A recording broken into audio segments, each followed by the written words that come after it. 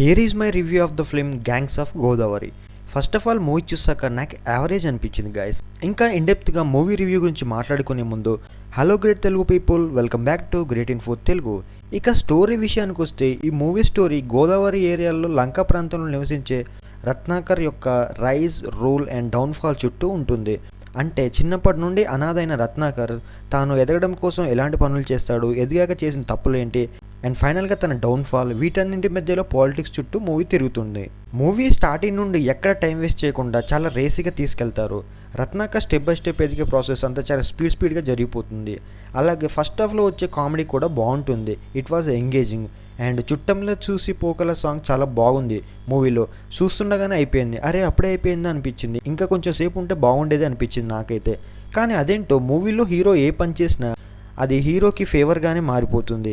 కానీ mostly first half engage చేస్తుంది and interval fight కూడా చాలా బాగుంటుంది. And here comes the problem in movie with second హాఫ్లో మూవీకి మోస్ట్లీ డిస్కనెక్ట్ అయిపోతాం. ఒక ఐటమ్ సాంగ్ ఉంటుంది, బట్ అది అంత గొప్పగా అయితే ఏముండదు. ఇక వాళ్ళు వచ్చి వీళ్ళని చంపడం, వీళ్ళు వెళ్ళి వాళ్ళని చంపడం, ఇలా రివెంజ్ పొలిటికల్ గేమ్ చుట్టూనే మూవీ తిరుగుతుంది. అండ్ ఇలా సెకండ్ హాఫ్ మొత్తం గజిబిజిగా ఉంటుంది. అండ్ క్లైమాక్స్లో ఏదో ట్విస్ట్ లాగా చూపించాలనుకున్నారు, బట్ అది అంతగా వర్కౌట్ అవ్వలేదు నాకైతే. అండ్ చాలా చోట్ల ఫైట్స్లో బ్లడ్ ప్లేస్లో యూజ్ చేసిన కలర్ క్లియర్గా కనిపిస్తుంది స్క్రీన్ పైన.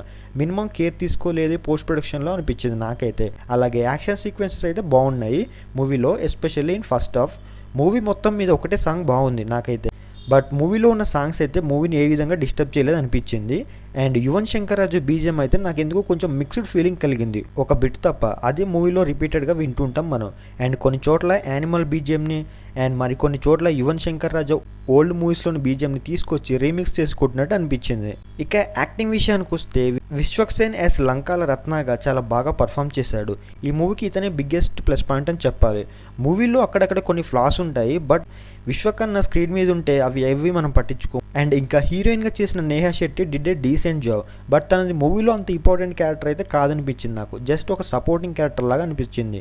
అండ్ ఇంకో ఇంపార్టెంట్ రోల్లో రత్నమాలగా అంజలి గారు చాలా బాగా పర్ఫామ్ చేశారు. ఇన్ఫ్యాక్ట్ మూవీలో నేహా శెట్టి క్యారెక్టర్ కన్నా అంజలి ప్లే చేసిన రత్నమాల క్యారెక్టర్కే ఎక్కువ ఇంపార్టెన్స్ ఉంటుంది. అండ్ మిగతా సపోర్టింగ్ రోల్స్లో చేసిన నాజర్ గారు, గోపరాజ రమణ గారు, హైపరాది అండ్ రిమైనింగ్ ఆల్ బాగానే పర్ఫామ్ చేశారు. అండ్ ఫైనల్గా డైరెక్టర్ కృష్ణ చైతన్య ఒక సింపుల్ స్టోరీని తీసుకొని ఫస్ట్ హాఫ్ని బాగానే ఎగ్జిక్యూట్ చేసిన సెకండ్ హాఫ్ని ఎంగేజింగ్గా ఎగ్జిక్యూట్ చేయడంలో ఫెయిల్ అయ్యాడని చెప్పాలి. అండ్ క్లైమాక్స్ కూడా నార్మల్గానే ఉంటుంది. నన్ను అడిగితే డైరెక్టర్ గారు ఇంకా కొంచెం మంచిగా మూవీని తీసి ఉండొచ్చేమో అని అనిపించింది.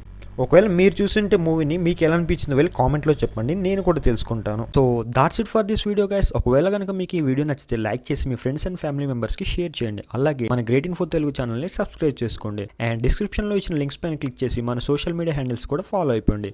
And thanks for watching this video. This is Srinath Palvai. మళ్ళీ ఇంకో వీడియోతో మీ ముందుకు వస్తాను. అంతవరకు స్టే సేఫ్. Signing off.